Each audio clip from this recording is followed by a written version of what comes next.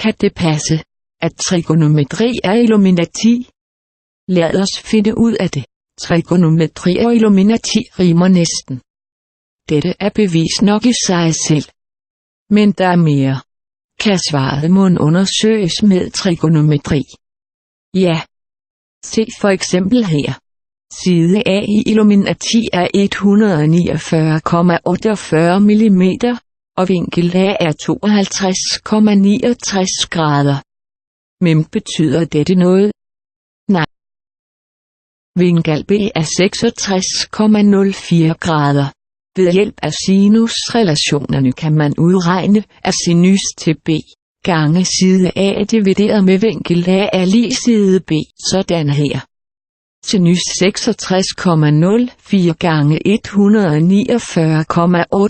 divideret med sinus 52,69 er lig 174,74. Men hvad er vinkel C mon? Man kan bruge vinkelsummen til at udregne det. 180 minus AB er lig 61,27 grader. Så mangler vi bare side C. Vi skal nu igen bruge sinusrelationerne. Sinus C gange side B divideret med sinus til vinkel B er lig side C. Sinus til 61,27 gange 174,74